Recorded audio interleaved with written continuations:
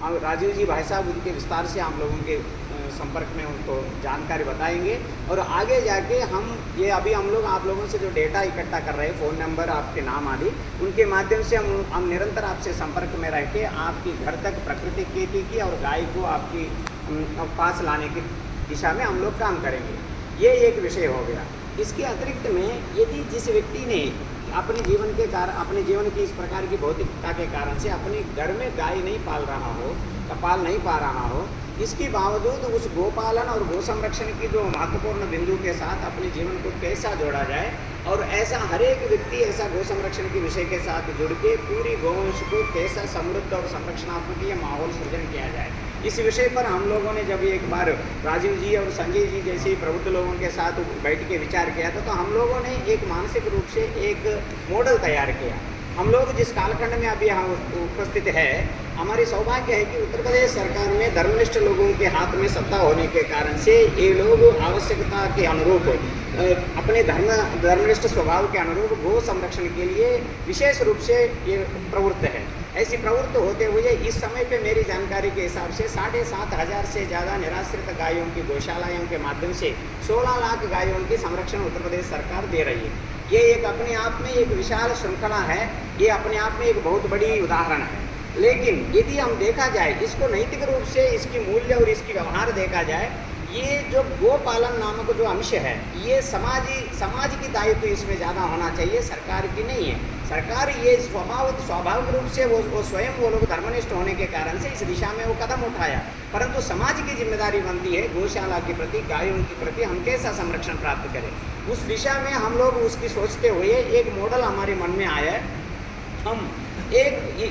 इस कुठार ब्लॉक के केंद्र में रखते हुए एक मॉडल के रूप में ये जो हमारी ये यात्रा है, मेरी दृष्टि में एक प्रयोग टाइप की समझ लेना चाहिए। इस कुठार को केंद्र में रख के, एक ब्लॉक को केंद्र में रख के इस यात्रा के माध्यम से हमारी लक्ष्य है त्रिस्तरीय गोपोषणा योजना बनाने का हम लोग सोच रहा है। 3 स्तर में समाज को 3 स्तर के साथ गौ सेवा के साथ जोड़ने को प्रयास करेंगे। हम इस यात्रा के अंत में जो भी हमारे पास डेटा इकट्ठा होगा उसको हम क्रंच करेंगे। बाद में उसके माध्यम से हम इस पूरी ब्लॉक के जहाँ जहाँ हम लोग यात्रा किया उत्तरी क्षेत्र के अंतर्गत में गो सेवा का प्रति आत्मा से, हृदय से भाव रखने वाली और समाज और समृद्धि और धन से समृद्ध लोगों का 20, 25, 30 लोगों को, 50 लोगों को एक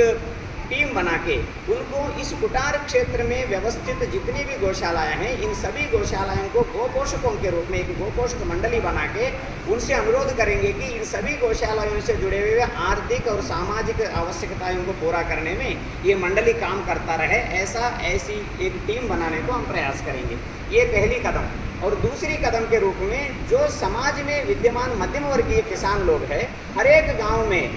गांव में जाके हर एक गांव में 10, 15, 20, 25 ऐसी मध्यम वर्गीय किसानों को हम लोग संपर्क करने का प्रयास करेंगे, जिनसे हमारे अनुरोध रहेगा वो अपनी तरफ से 1 बीघा, 2 बीघा, 3 बीघा दान के रूप में हरी घास को बो के पानी डाल के उसको उनको ऊपर तक बढ़ा के वो काटने लायक हो जाए तो अपनी तरफ से काट के सबसे नज़दीक गौशाला में हरी घास को निरंतरता से पहुंचाता रहे। ये जो श्रृंखला है, हर एक गांव में 10, 20, 25 लोग, किसान लोग इस प्रकार की चीज़ों को तैयार हो जाए। हमारी आशा है कि हमारी जितनी भी गौशालाएँ हैं इनमें हरी घास की समृद्धता से उपलब्धता सुनिश्चित हो जाएगा। इस प्रकार की दूसरी टाइप ऑफ जो मध्यम वर्गीय किसानों को भी हम लोग एक डेटा बना के हम निरंतर संपर्क बनाने का एक प्लान बना रहे हैं। इसके अतिरिक्त में ये तीसरी वर्ग में हमारी एक और अपेक्षा रहेगी, ये दोनों श्रेणियों में भी सेवा नहीं कर पाने वाली निर्धन लोग हैं, बुजुर्ग लोग हैं, उन लोगों से हमारी अपेक्षा रहेगी आप कम से कम आप अपने पास जो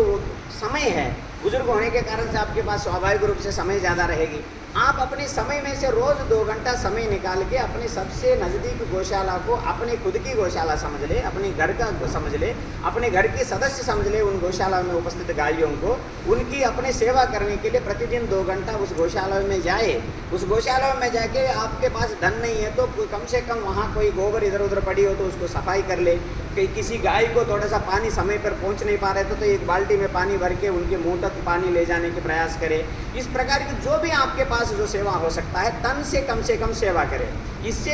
हर प्रकार के आपका भी स्वास्थ्य संबंधित लाभ भी रहेगा, क्योंकि उस गोमय वातावरण में 1-2 घंटा घूमने के कारण से आपके स्वास्थ्य भी स्वस्थ रहेगा और पुण्य भी प्राप्त होगा। आगे जीवन में आपको स्वर्गादि लोक गमन में इसी गोपूछ नामक ये पुण्य ही गोपूछ बन के आपको स्वर्ग ले जाने में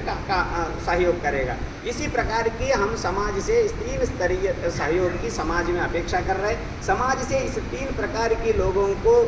फाइंड आउट करके उनको इन गौशालाओं के साथ जोड़ने को प्रयास करना चाह रहे हैं। हमारी मुख्य उद्देश्य यही है कि हमने एक जहाँ मैं यहाँ आया तो कुछ गौशालाओं में जाके रातों में मैंने वहाँ धूना लगा के रहने को प्रयास किया। दुर्भाग्य से यहाँ जनमानस में एक भावना धारणा हुई है ये सरकार का स्कीम है, जैसे मनरेगा का स्कीम है, वो सरकार पैसे दे रही है, गांव प्रधान पाल रहा है, हमारा क्या लेना देना इस गौशाला से, ये जनता में ये भावना है। ये इस प्रकार की एक मानसिक ग्रंथि है, उसको तोड़ने के ही मुख्य लक्ष्य बना के इस यात्रा को हम लोग परिकल्पना किया है। इस यात्रा के माध्यम से उस दिशा में हम आगे बढ़ेंगे, ऐसी हमारी आशा है। और आगे भी हम लोग के कार्यक्रमों की व्यस्तता है और इस विशेषता से इस पूरी प्रकरण के ऊपर हम लोगों से ज़्यादा इस गोसेवा नामक सब्जेक्ट के ऊपर डीप ज्ञान है श्री श्याम बिहारी गुप्ता जी के, उनसे हम लोग विस्तार से मार्गदर्शन प्राप्त करेंगे। श्री श्याम बिहारी गुप्ता।